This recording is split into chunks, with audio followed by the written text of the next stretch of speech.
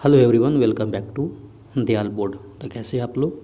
I hope आप सारे अच्छे होंगे और पढ़ाई कर रहे होंगे। तो आज की सेशन में कंप्लीट करने वाले हैं क्लास 10th और चैप्टर का नाम है लाइट, रिफ्लेक्शन एंड रिफ्रैक्शन। तो इसमें हम लोग रिफ्लेक्शन और रिफ्रैक्शन पर पढ़ाई करेंगे जो आने वाले बोर्ड एग्ज़ाम के लिए काफ़ी इंपॉर्टेंट है। तो इसमें हम लोग क्या करेंगे, लाइन बाय लाइन क्या करेंगे, इसको रीड करेंगे और उसको ब्रेक करेंगे कि इसका एक्चुअली मतलब क्या है। तो we have a variety of objects in this world around us. इसका मतलब क्या हुआ कि पूरी दुनिया में वैरायटी ऑफ ऑब्जेक्ट्स है ना, जो दुनिया में क्या है आपका अवेलेबल है। वैरायटी का मतलब क्या है, कई प्रकार के। However we are unable to see anything in a dark room. इसका मतलब क्या हुआ कि दुनिया में कई प्रकार की चीज़ें अवेलेबल तो है, लेकिन अगर इन चीज़ों को डार्क रूम में रख दिया जाए, डार्क रूम का मतलब हुआ जहाँ पर अंधेरा बिल्कुल है, तो इन चीज़ों को हम लोग नहीं देख सकते हैं। On lighting of the room, इसका मतलब क्या हुआ कि जैसे ही डार्क रूम में अगर लाइट जलाते हैं, स्विच को ऑन करते हैं, बल्ब जलता है, थिंग्स बिकम्स विजिबल। तो उस कमरे के अंदर जो भी चीज़ें हैं वो विजिबल हो जाती हैं। यानी विजिबल का मतलब है जिन्हें हम लोग देख पाते हैं। तो what makes things to visible, तो इसका मतलब ये हुआ कि लाइट जलाने के बाद ऐसी कौन सी चीज़ हुई जिसके बाद चीज़ें क्या हो गई, आपका विजिबल हो गई। नेक्स्ट है during the day the sunlight helps us to see the objects. ये क्या बोल रहा है कि दिन के समय में सनलाइट की वजह से हम लोग चीज़ों को देख पाते हैं। And objects reflects light that falls on it. इसका मतलब क्या हुआ कि दिन में क्या होती है कि ऑब्जेक्ट पे, किसी प्रकार की ऑब्जेक्ट पे सनलाइट फॉल करती है और फिर क्या करती है, वहाँ से रिफ्लेक्ट करती है, जिसकी वजह से हम लोग देख पाते हैं। This reflected light when received by our eyes and enables to see this things. अब उन चीज़ों पे, ऑब्जेक्ट्स पे लाइट जो फॉल करती है उसके बाद क्या करती है, रिफ्लेक्ट करती है और उन्हीं रिफ्लेक्शन की वजह से हम लोग चीज़ों को देख पाते हैं। नेक्स्ट है we are able to see through a transparent medium as a light is transmitted through it. अब यहाँ पे एक टर्म हुआ जो है ट्रांसमिटेड और ट्रांसपेरेंट मीडियम। ट्रांसपेरेंट मीडियम का मतलब क्या हुआ है कि जिस मीडियम से लाइट आर पार कर सके, जैसे आपका ग्लास हुआ, वाटर हुआ, प्योर वाटर, ये सब ट्रांसपेरेंट मीडियम है। There are a number of common wonderful phenomena associated with light such as image formation by mirror, the twinkling of a star and beautiful colours of the rainbow and bending of light by the medium. इसमें बोल रहा है कि light के कई property हैं जिसमें हम लोग रिफ्लेक्शन है, रेनबो के बारे में पढ़ाई करनी है, स्फेरिकल मिरर से इमेज का फॉर्मेशन कैसे होती है उसके बारे में पढ़ाई करनी है।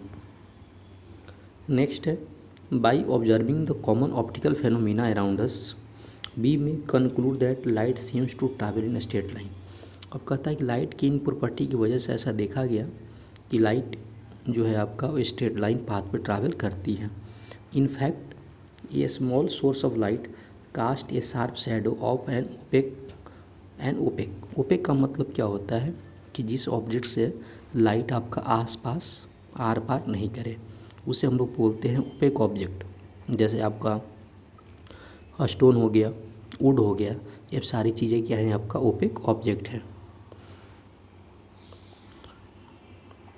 तो दोस्तों अब हम लोग पढ़ते हैं।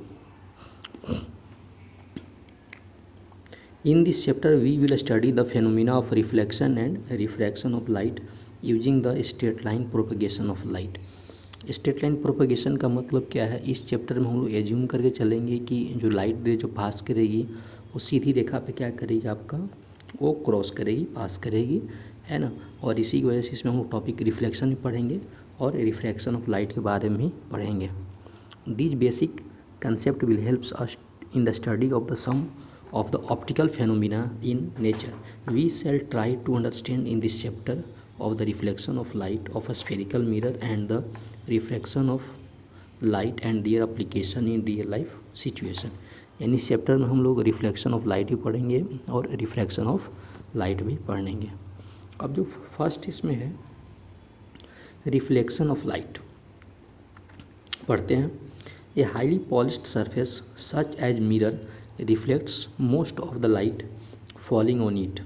इसमें क्या कहता है कि अगर मान लो कि अपने पास एक मिरर है, मिरर का मतलब क्या है, जो डेली जो हम लोग घर पे करते हैं जिसको हम लोग प्लेन मिरर बोलते हैं। अगर आप उसको बारीकी से ध्यान से देखो तो प्लेन मिरर का एक पोर्शन क्या रहता है, पॉलिश्ड रहता है। अब क्या है कि उस पर अगर लाइट अगर फॉल करती है तो जो लाइट फॉल करती है उसको हम लोग बोलते हैं इंसिडेंट रे। तो क्या होता है, रिफ्लेक्ट करने के बाद, इंसिडेंट करने के बाद ये वापस क्या कर जाता है, रिफ्लेक्ट कर जाता है। इसको बोलते हैं रिफ्लेक्टेड रे। फिर यहाँ पे क्या बनाते हैं, नॉर्मल। अब क्या है कि इंसिडेंट रे नॉर्मल सा एंगल जो बनाता है उसको बोलते हैं एंगल ऑफ इंसिडेंस बोलते हैं, और रिफ्लेक्टेड रे नॉर्मल सा एंगल बनाता है उसको बोलते हैं एंगल ऑफ रिफ्लेक्शन। तो इसमें क्या कहता है कि अगर लाइट रे अगर किसी अगर प्लेन सरफेस फॉल करता है वापस अगर सेम मीडियम में रिफ्लेक्ट कर जाता है तो इसी फिनोमिना को हम लोग क्या बोलते हैं, रिफ्लेक्शन ऑफ लाइट। और इस केस में क्या होता है, इसको हम नॉर्मल बोलते हैं। तो इसको एंगल ऑफ इंसिडेंस और एंगल ऑफ रिफ्लेक्शन क्या होते हैं, आगे इक्वल होता है, आगे पढ़ने वाले हैं। तो इसमें क्या है कि अब लॉज ऑफ रिफ्लेक्शन के देखो अपने पास दो लॉ हैं। दो लॉ क्या कहता है, जिसको यहाँ ना बोलते हैं laws of reflection. The angle of incidence is equal to the angle of reflection, यानी एंगल आई इक्वल टू कितना हो जाएगा, एंगल आर होगा। अगर एंगल आई मान लो कि 30 डिग्री से अगर लाइट अगर फॉल कर रही है तो वापस भी रिफ्लेक्ट कितने से करेगी, आपको 30 डिग्री से करेगी। और the incident ray the normal to the mirror at the point of incidence and the reflected ray all lie in the same plane. और तीनों क्या है, आपका एक ही प्लेन में लाई करता है। These laws of reflection are applicable to all types of reflection surface including spherical surface. You are familiar with the formation of image by the plane mirror. What are the properties of image? Image formed by a plane mirror is always virtual and erect. ये question हमेशा पूछ जाते हैं कि plane mirror के द्वारा image जो form करता है हमेशा क्या होता है, वर्चुअल, और क्या होता है, इरेक्ट। इरेक्ट का मतलब क्या होता है, सीधा। सेकंड क्या होता है, the size of the image is equal to the size of the object. यानी प्लेन मिरर के द्वारा अगर कोई ऑब्जेक्ट का हाइट अगर मान लो कि 10 सेंटीमीटर है तो इमेज का भी हाइट कितना होगा, 10 centimetre. The image is form behind the mirror of. इस केस में प्लेन मिरर के द्वारा इमेज का जो फॉर्मेशन होता है वो क्या करता है, मिरर के जस्ट पीछे फॉर्मेशन करता है। अगर मैं आप लोगों को रे डायग्राम के थ्रू अगर मैं आपको समझाना चाहूँ कि प्लेन मिरर के हेल्प से कैसे इमेज का फॉर्मेशन होगा, तो ये जैसे मान लो अपने पास एक प्लेन मिरर है जिसका बैक पोर्शन क्या है, आपका पॉलिश्ड है। ये आपका यहाँ से एक रेफरेंस पॉइंट ले लेते हैं जहाँ पे ऑब्जेक्ट रखेंगे। ये मान लो यहाँ पे कोई ऑब्जेक्ट है जिसका नाम ए और बी रख देता हूँ। तो इसमें एक लाइट रे अगर मान लो यहाँ से अगर फॉल करेगा तो ये इंसिडेंट रे हो गया। अब ये जो लाइट रे है इस मिरर पे नॉर्मली फॉल कर रहा है तो नॉर्मली क्या करेगा, रिफ्लेक्ट करेगा। लेकिन अगर इस लाइट रे को इधर से अगर देखा जाए तो ये सीम्स होता है कि लाइट रे कहीं पीछे से आ रहा है। सेकेंड लाइट अगर यहाँ से अगर ये जाएगा तो आप इस क्या करे, रिफ्लेक्ट कर जाएगा। समझे बात को। इस केस में अगर इधर से अगर कोई इसको देखेगा तो लाइट रे कहीं पीछे से आ रहा है। यानी कहने का मतलब क्या है, इस केस में आपका यहाँ पर इमेज का फॉर्मेशन होगा ए डैश और बी डैश का। अब the curve surface of a shining spoon through a considered as a curve surface. Curve surface का मतलब क्या है, जो स्पून का जो सरफेस होता है इस तरह से, इसी को हम लोग क्या बोलते हैं, कर्व सरफेस, है ना। This mostly common is type of curve mirror, इसको कर्व मिरर बोलते हैं, है ना। The reflection surface of the mirror can be considered to form a part of the surface of the sphere. Such mirrors whose a reflecting surface are spherical are called spherical mirrors. We shall now study about the spherical mirrors in the some detail. इसका मतलब मैं बताऊँ कि spherical mirror क्या है, कि इस topic में हम लोग केवल बनाया आपका स्फेरिकल मिरर का। स्फेरिकल मिरर का मतलब क्या है, जो एक स्फीयर से काट कर बनाया गया है ना। तो इसके बारे में हम लोग पढ़ने वाले हैं। अब मैं इसमें पढ़ूंगा the reflecting surface of the spherical mirror में बी कर्व इनवर्ड और आउटवर्ड। अब क्या है कि जैसे क्या है कि मान लो का स्फेरिकल सरफेस है, अगर इसको यहाँ से कट करोगे तो कोई शेप आएगा दिखाई देगा, और यहाँ से कट करोगे तो ये शेप दिखाई देगा, ठीक है। तो इसमें क्या है कि अगर मान लो कि जो कर्व सरफेस है अगर इनवर्ड की तरफ का है तो इसको बोलते हैं कॉनकेव, और इस वाले को हम क्या बोलते हैं, कॉन्वेक्स बोलते हैं। कॉनकेव में क्या रहता है कि आउटर पोर्शन पॉलिश्ड रहता है, और कॉन्वेक्स में क्या रहता है, इनर पोर्शन क्या रहता है, आपका पॉलिश्ड रहता है। अब इसमें क्या है, देखो डिफिनेशन वगैरह भी दिया हुआ है। कहता है कि spherical mirror whose reflecting surface is curve inward, है ना, and the centre of the sphere is called the concave mirror, और spherical mirror whose reflecting surface is curve outward is called convex mirror, ठीक है, जैसे आप बता चुके हैं यहाँ पर। The systematic representation of these mirrors are shown in the figure. You may noted the diagrams। और इस वाले केस में ये जो दोनों डायग्राम है आप लोगों को दिखाई दे रहा है, ये फर्स्ट है आपका कॉनकेव का। कॉनकेव में क्या है, कर्व पोर्शन इधर है, यानी इधर से लाइट आएगी और इधर से रिफ्लेक्ट करेगी। आउटर पोर्शन क्या रहता है, पॉलिश्ड रहता है। कॉन्वेक्स में क्या है कि जो इनर पोर्शन पॉलिश्ड है और लाइट बाहर से आएगी और ये रिफ्लेक्ट करेगी। तो इसके बाद में आगे पढ़ा जाए। You may now understand that the surface of the spoon curve inward can be approximate to concave mirror and the surface of the spoon bulb to outward can be approximated to the convex mirror. Before we move further on a spherical mirror, we need to recognize and understand the meaning of few terms. These terms are commonly used to discussion about the spherical mirrors. The center of the reflecting surface of the spherical mirror is important called pole and lies the surface of the mirror usually by the letter P.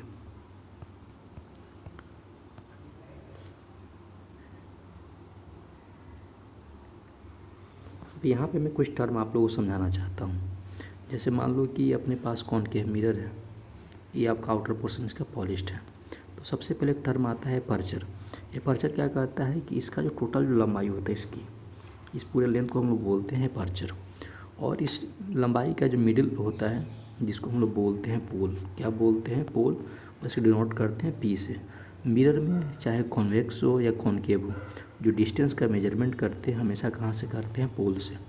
पोल का मतलब उससे कितना object distance दूर है, कितना दूर उसका image का फॉर्मेशन हो रहा है, कितना ऑब्जेक्ट का हाइट है वगैरह वगैरह, जो भी डिस्टेंस का मेजरमेंट करता है विद रिस्पेक्ट टू पोल करते हैं। और ये स्फीयर आपका जिससे काट कर बनाया गया है उसके सेंटर को हम लोग बोलते हैं सेंटर ऑफ कर्वेचर। तो सेंटर ऑफ कर्वेचर को डिनोट करते हैं कैपिटल सी से। और सेंटर ऑफ कर्वेचर और पोल का जो डिस्टेंस होता है इसको डिनोट करते हैं आर से, जिसको बोलते हैं रेडियस ऑफ कर्वेचर। और रेडियस कर्वेचर के हाफ पॉइंट को हम लोग बोलते हैं फोकस। क्या बोलते हैं, फोकस। तो टर्म है। और पोल और फोकस में जो डिस्टेंस होता है इसको बोलते हैं फोकल लेंथ। ये आप लोगों को टर्म याद रखना पड़ेगा। कभी भी फोकस का डिफिनेशन क्या देता है कि अगर मान लो कि अगर अपने पास मिरर है और इसे अगर कोई पैरेलल, अगर प्रिंसिपल एक्सिस अगर पैरेलल कोई लाइट फॉल कर रहा है तो रिफ्लेक्शन के बाद जिस पॉइंट पर मीट करता है उसी को हम लोग क्या बोलते हैं, फोकस। क्या बोलते हैं, फोकस। जैसे यहाँ पे अगर देखा जाए ऑब्जेक्ट ए भी है, लाइट इंसिडेंट कर रहा है पॉइंट डी पे, रिफ्लेक्ट करके आपका एक पॉइंट मीट कर रहा है, जहाँ पर उसका क्या बनता है, फोकस बनता है। कॉनकेव में जो फोकस रियल बनता है और कॉन्वेक्स में इमेजिनरी बनता है। अब हम लोग पढ़ने वाले हैं image formation by spherical mirror. तो we have study about the image formation by a plane mirror.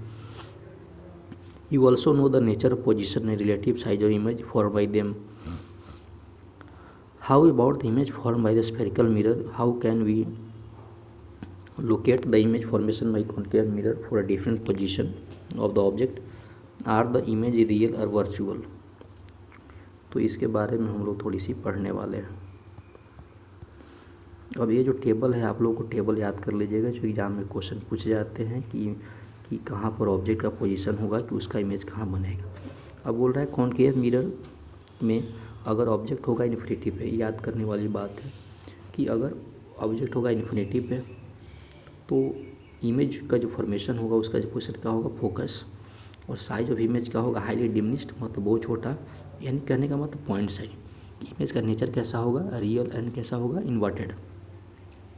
अगर बोल रहा है बियॉन्ड सी, बियॉन्ड सी का मतलब क्या है, इन्फिनिटी और सेंटर ऑफ कर्वेचर के बीच में है तो इमेज का फॉर्मेशन होता है, फोकस और सेंटर ऑफ कर्वेचर के बीच में। और ये साइज़ क्या होता है, डिमिनिश्ड होता है, और इसका नेचर होता है रियल और इन्वर्टेड।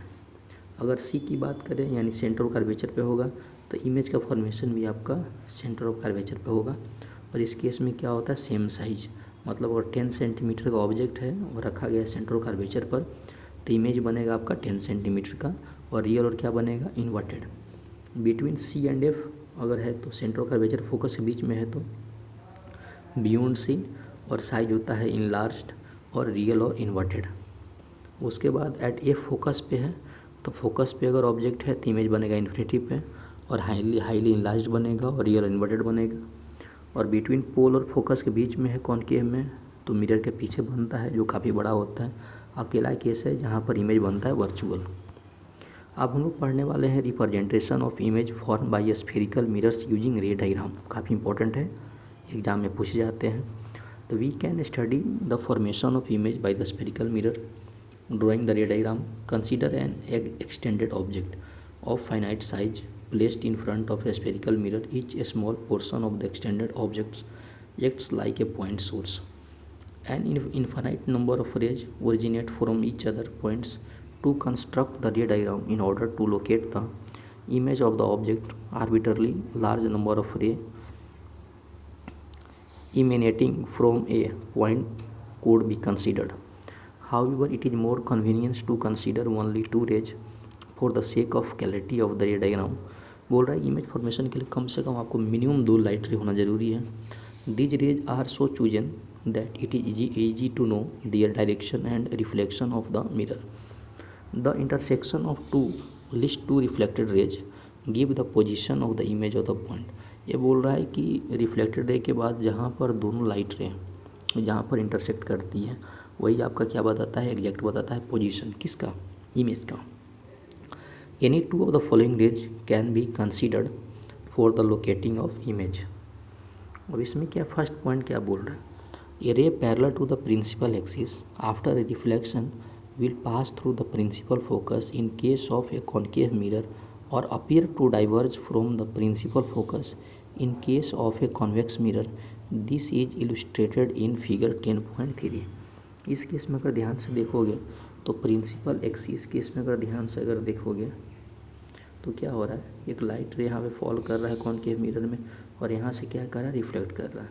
तो सबको पता है कि अगर प्रिंसिपल एक्सिस पैरेलल रिफ्लेक्ट करता है, पैरेलल फॉल करता है तो कहाँ पे मिलता है तुम लोग को, फोकस पे। इस केस में क्या हो रहा है कि कॉन्वेक्स में क्या हो रहा है कि लाइट रे है यहाँ से फॉल किया प्रिंसिपल से पैरेलल तो क्या करेगा, रिफ्लेक्ट करेगा। लेकिन लाइट रे अगर यहाँ से अगर करके देखोगे नजर दौड़ा कर तो लगता है कि लाइट रे कहीं पीछे से आ रहा है। यहीं पे क्या बनता है इसका फोकस, और यहाँ पे फोकस इसका ये है। तो फर्स्ट क्या बोल रहा है, a ray light parallel to the principal axis after reflection pass through the principal focus in case of concave और अपीयर का मतलब ऐसा लगता है to diverge from a principal focus in case of convex mirror. फिर second point क्या बोल रहा है,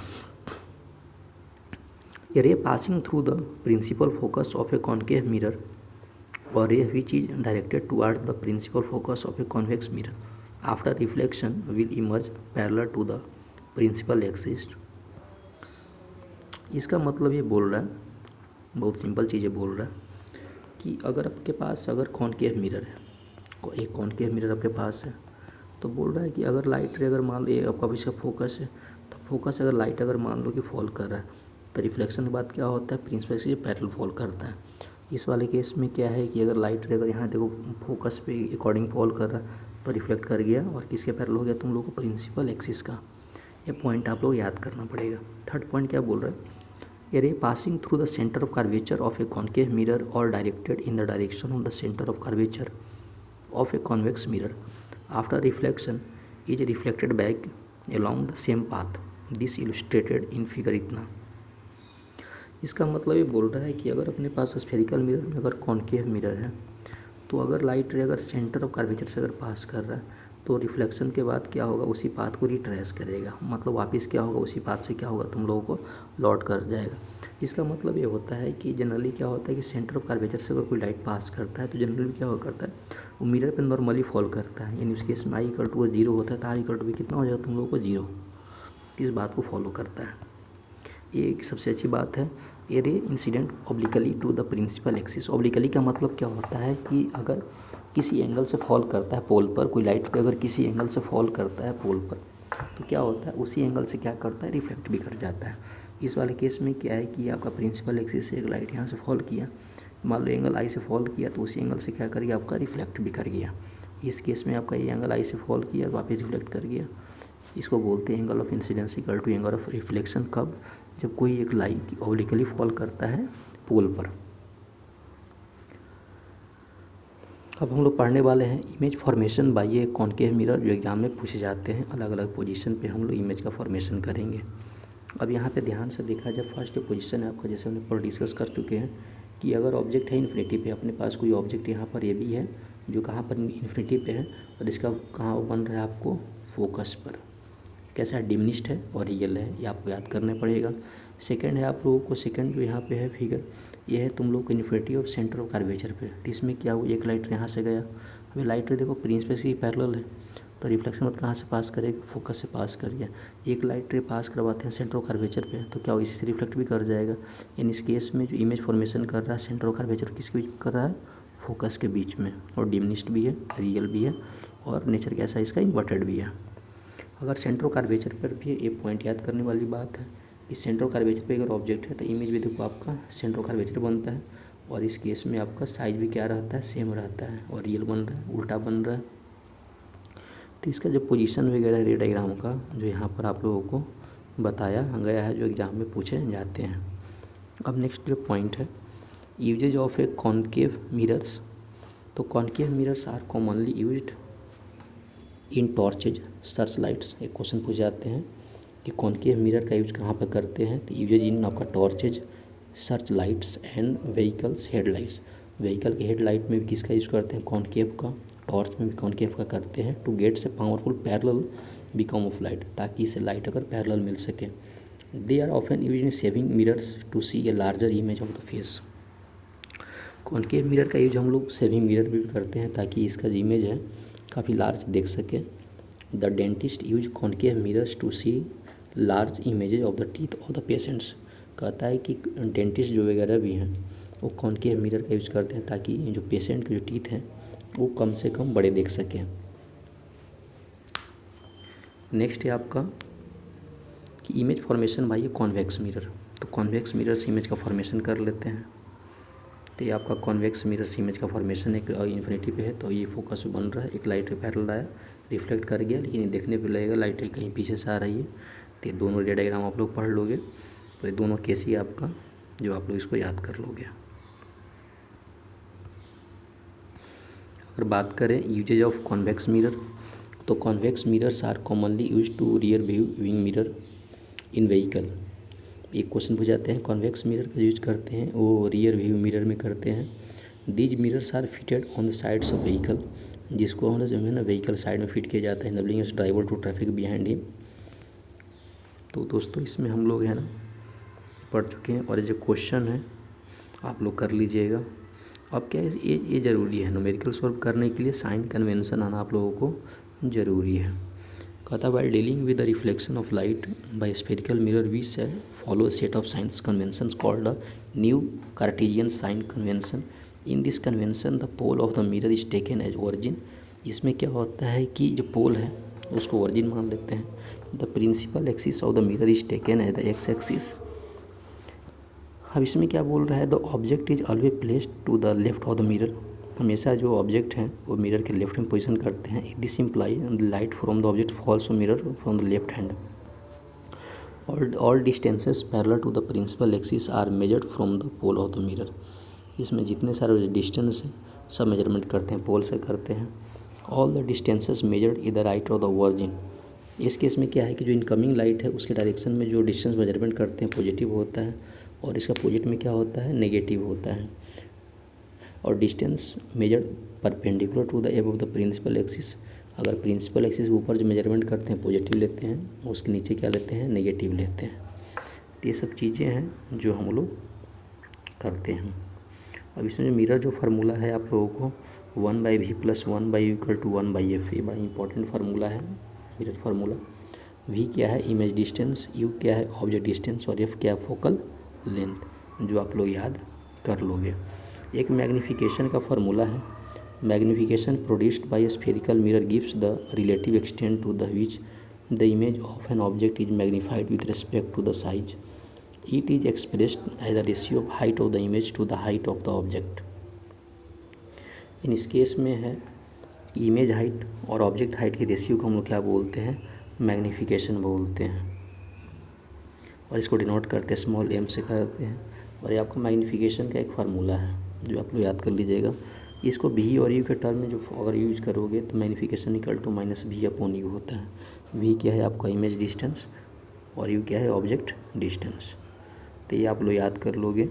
एक न्यूमेरिकल है जिसे आप लोग ट्राई करोगे, ट्राई करने बाद इसको आप लोग कमेंट करके बताओगे कि आपका एग्जैक्ट आंसर इतना मैच किया है कि नहीं। नेक्स्ट एक और क्वेश्चन एग्जाम्पल का है, जिसको आप लोग पॉज करके नोट करोगे, फिर खुद से सोल्व करोगे। सोल्व करने के बाद आपका आंसर मैच कर जाएगा, नहीं मैच करेगा तो आप लोग इसका हिंट भी आप लोग यहाँ से ले सकते हैं वीडियो को पॉज करके। इसके बाद कुछ क्वेश्चंस हैं जो आप लोग इस क्वेश्चन करोगे।